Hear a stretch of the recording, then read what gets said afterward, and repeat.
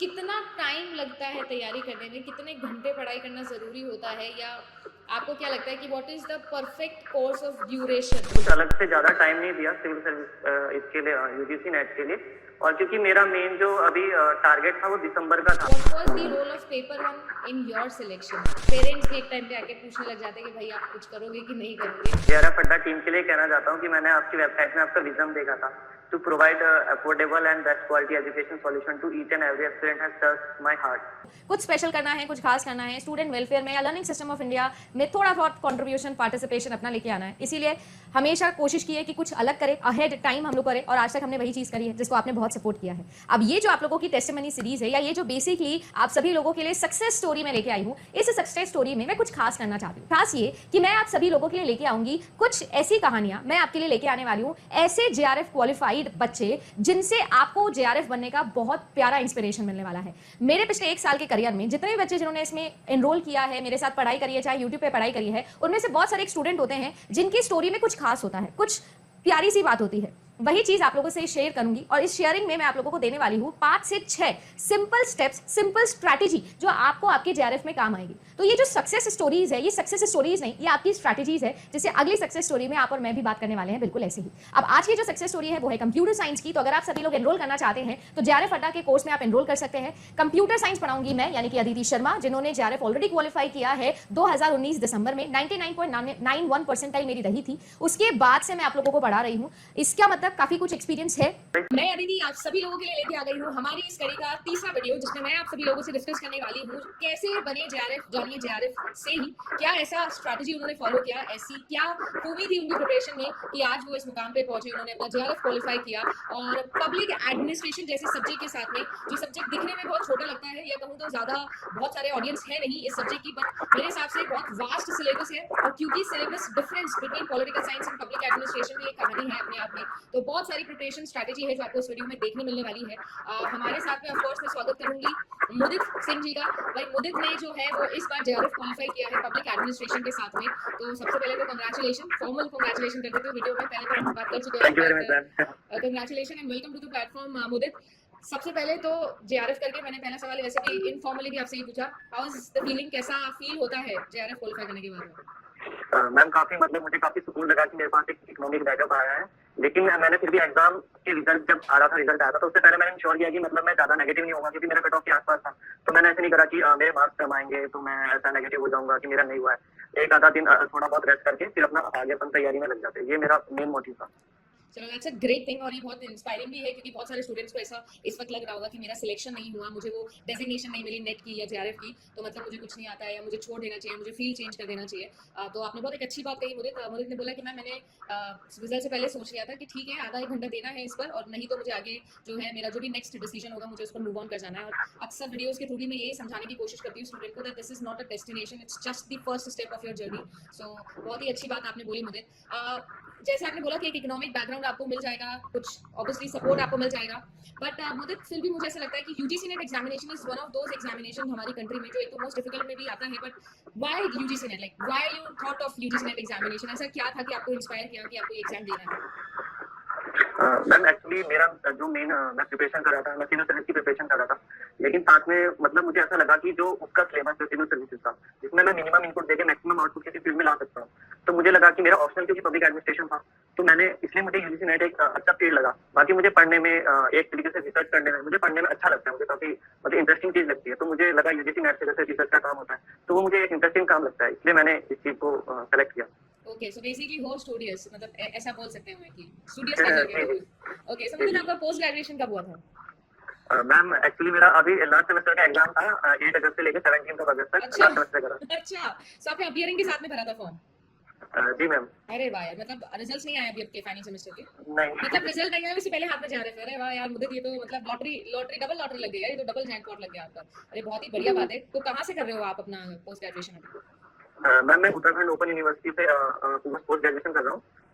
Okay, चलिए बहुत ही बढ़िया बात है। तो जैसे आपने सुना मुदित, मुझे लगता है कि सबसे पहले ही उन्होंने ये डिसीजन ले लिया और बहुत सही करेक्ट समय पर उन्होंने क्वालिफाई किया। अक्सर मैं भी ये कहती हूँ कि पोस्ट ग्रेजुएशन के तुरंत बाद या पोस्ट ग्रेजुएशन के साथ में जो स्टूडेंट क्लियर कर लेते हैं, सबसे ब्राइटेस्ट चांस होता है जेआरएफ को क्लियर करने का। सो दैट्स अ ग्रेट थिंग, बहुत ही बढ़िया बात है। ऑफ कोर्स मैं पहुंचूंगी अपने दूसरे सवाल पर मुदित, जो मुझे ऐसा लगता है कि सारे एस्पिरेंट्स का सवाल होता है कि कितना टाइम लगता है तैयारी करने में, कितने घंटे पढ़ाई करना जरूरी होता है, या आपको क्या लगता है कि what is the perfect course of duration अगर आप प्रिपेयर करना चाहते हो फॉर दिस एग्जामिनेशन? मैम वैसे ही बहुत सब्जेक्टिव क्वेश्चन है, क्योंकि हर एक जो एस्पिरेंट उसकी गैसिंग की पावर और उसके पास अवेलेबल टाइम कितना है, क्योंकि जो जॉब कर रहे हैं उनके लिए इतना टाइम नहीं होगा। लेकिन मेन चीज जो मेरा ही होता था कि क्योंकि मैं सिविल सर्विस की प्रिपरेशन कर रहा था, तो मेरा तो अच्छा खासा सिटिंग टाइम रहता है, मतलब 10 आवर्स आप समझ सकते हैं कि लगभग लग जाते हैं दिन में। तो उसके साथ ही मैं प्रिपेयर कर रहा था, लेकिन मैंने कुछ अलग से ज्यादा टाइम नहीं दिया सिविल सर्विस इसके लिए, यूजीसी नेट के लिए। और क्योंकि मेरा मेन जो अभी टारगेट था वो दिसंबर का था, मैंने इसलिए इग्निशन बैच भी थोड़ा जो बैच ज्वाइन किया था वो थोड़ा दिसंबर में टारगेट करके किया था। लेकिन इस बार का मैंने इसलिए किया कि मैं जो मेरा एक नया फंडा है वो ये है कि मैं मिनिमम इनपुट देके मैक्सिमम आउटपुट कैसे लेके आऊँ। तो जो लिमिटेड टाइम था मैंने इसमें भी ट्राई करके देखा, ऑल्दो मैं सब चीज इतनी डेलीजेंटली नहीं कर पाया, बट मेरा ये था कि अगर मैं बिना पढ़े भी ऐसी ऐसी क्या चीज है जिसमें मुझे मेहनत नहीं करनी है लेकिन मैं फिर भी मार्क्स लेके आ सकता हूँ, ये चीज मतलब मुझे लगा कि इस चीज में मैं लगता हूँ कि थोड़ा एज नहीं करना। Okay, so basically the smart strategy is very important. वही बात है कि पहले दौड़ने से पहले 1 मिनट बैठ के सोचो कि दौड़ना कैसे है, तो दौड़ना आसान हो जाता है। बहुत ही अच्छी बात कही मोहित ने कि मैं सबसे पहले सिलेबस का सिमिलैरिटी इन्होंने ढूंढा कि यार मेरा गोल सिविल सर्विस है और उससे जस्ट सिमिलर सिलेबस किसका मुझे मिला, और वो यूजीसी का जब मिला तो यूजीसी के अंदर क्या ऐसी चीज़ है जिस पर मिनिमम एफर्ट्स डाल के वो क्लियर कर सकता है, वो अच्छा स्कोर कर सकता है। दैट्स अ ग्रेट स्ट्रैटेजी, और इसी वजह से ड्यूरेशन मुझे लगता है कि इतनी आपके लिए इंपॉर्टेंट नहीं रही। बट यस, एक चीज़ बहुत अच्छी बोली आपने कि आपका जो सिटिंग टाइम है वो बहुत अच्छा है। तो आई थिंक एक बहुत हैबिट वाली बात हो जाती है, जिसकी बैठ के पढ़ाई करने की आदत है, लगी हुई है कि वो पढ़ सकता है, वो तो ठीक है। यहीं से मैं एक सवाल पूछना चाहूंगी मोदित, आप भी आज के जनरेशन के बच्चे हो, तो बहुत सारा डिस्ट्रैक्शन है, बहुत सारा सोशल मीडिया है, बहुत कुछ चीजें हैं, तो how do you stay away from all these distraction and what is your advice, कैसे डिस्ट्रैक्शन से दूर रहा जाए? मैम वैसे 100% परफेक्शनिस्ट कोई अप्रोच नहीं है, क्योंकि डिस्ट्रैक्ट तो सभी थोड़ा बहुत जरूर होते हैं, मतलब मैं तो होता है ऐसी। बट मेरा रहता है कि जैसे जितने सारे ऐप्स हो जाते हैं, जैसे पोमोडोरो से रिलेटेड कई सारे ऐप्स होते हैं, तो मैं उसके हिसाब से एफिशिएंसी करता हूँ कि मतलब 2.5 घंटे का जो पूरा 5 जो होता है अलग अलग पैकेज जो होती है, तो मैं उसमें कोशिश करता हूँ कि उसमें जो बिना डिस्ट्रैक्शन का होता है कि मतलब मोबाइल से आप मतलब दूसरी चीजें नहीं चला सकते, उसी ऐप में आपको रहना होता है, नहीं तो आपका पोमोडोरो एंड हो जाता है। तो मैं कोशिश करता हूँ कि जब 2.5 घंटे पढ़ूँ उस चीज को पढ़ूँ। और ज्यादा मैं ये कोशिश करता हूँ कि जब मैं पहले एक डायरी भी रखता हूँ, कभी कभी ये मैं ट्राई करके देखता हूँ अगर किसी के काम आ सकता है, मैं डायरी में लिख लेता हूँ कि मुझे करना क्या है, मैं पहले सेट कर लेता हूँ कि मुझे आज क्या क्या करना है।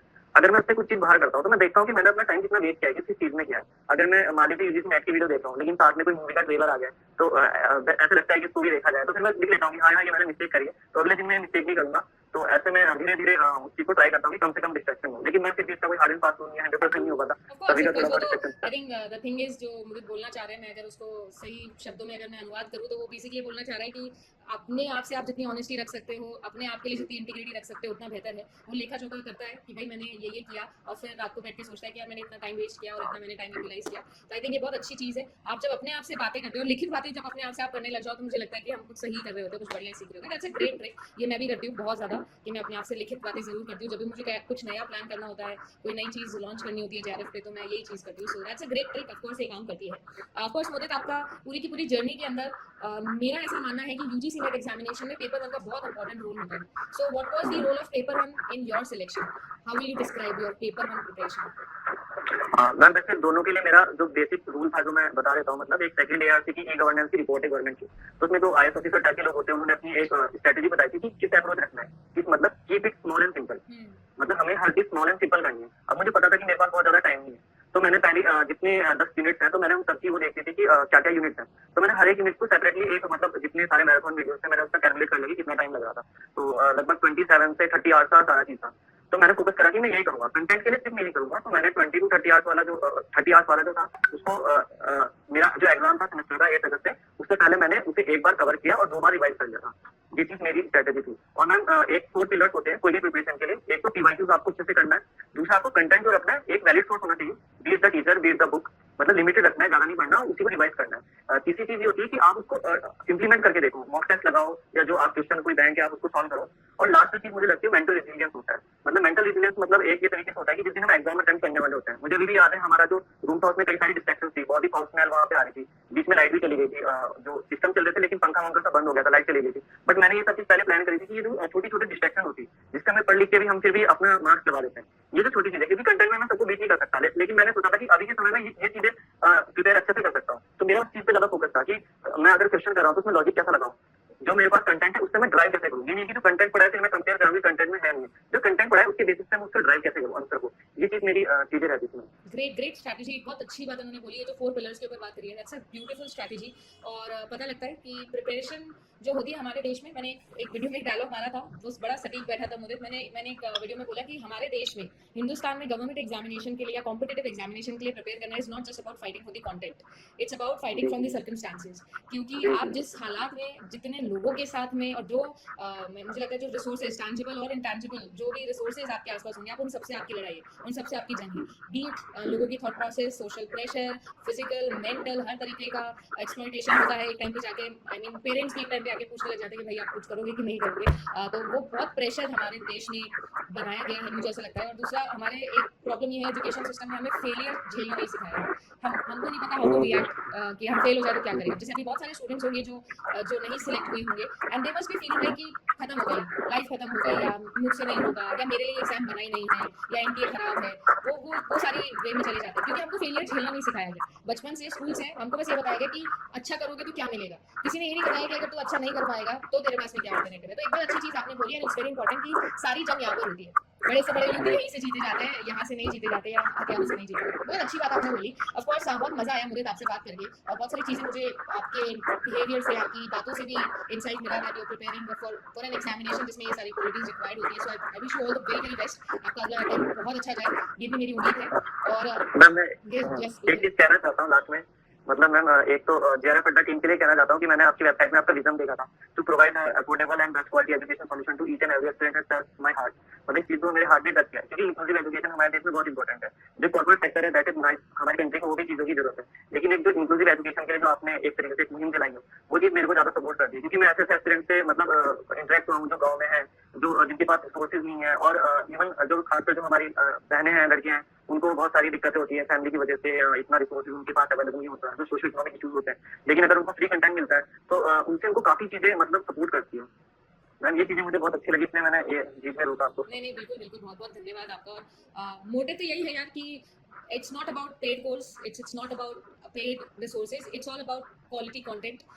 अच्छा पढ़ाओ तो फर्क नहीं पड़ता कि बच्चे ने पेड लिया है कि नहीं लिया है, अच्छा पढ़ो तो फर्क नहीं पड़ता कि आप कहाँ से पढ़ रहे हो। एक चीज़ बहुत अच्छी आपने बोली कि आपको आपके रिसोर्सेज पर, be teacher be in the book, आपको आपके रिसोर्सेज पर बहुत ज़्यादा ट्रस्ट होना जरूरी है, बहुत ज़्यादा ऑथेंटिसिटी पहचान लो और उसके साथ लगे रहो। क्योंकि इस सब डिस्ट्रैक्शन में मुझे ऐसा लगता है कि डिस्ट्रैक्शन और बहुत सारी चीज़ों का भी डिस्ट्रैक्शन है, राइट। तो बहुत सारे बच्चे बहुत जगह भटकते हैं, उनको ऐसा लगता है कि एक ही टॉपिक 10 जगह से पढ़ लेता हूँ तो ज़्यादा सीखने मिलेगा। क्योंकि जैसे अपन ने डिस्कस किया, इट्स नॉट गुड। आप एक teacher, maximum 2 teacher, that's it, या मैक्सिमम 2 रिसोर्सेज सफिशिएंट है। क्योंकि आप उसको कवर करने में ही 10 दिन लगा रहे हो किसी एक टॉपिक को, तो कोई मतलब नहीं है।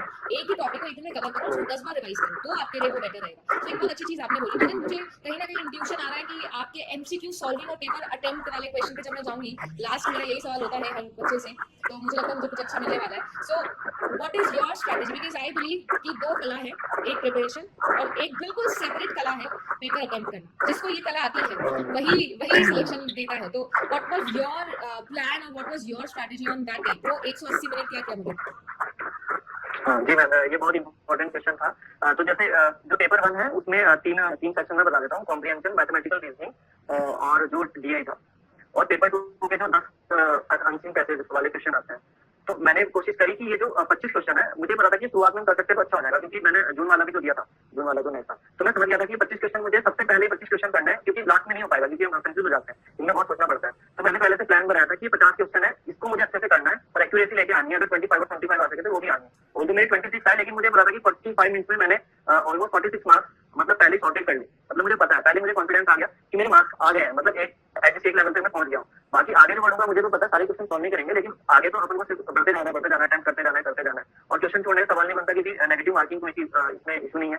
तो जैसा भी है, जो भी आ रहा है, जहाँ मैं डिराइव करके आ सकता हूँ। जैसे एरिया बेस्ड एडमिनिस्ट्रेशन पे क्वेश्चन आया था, क्यों कहाँ से, तो मुझे बिल्कुल भी आइडिया नहीं था, लेकिन मुझे पता था कि जो कोटिलिया का एडमिनिस्ट्रेशन है वो फार हेड ऑफ इट्स टाइम था।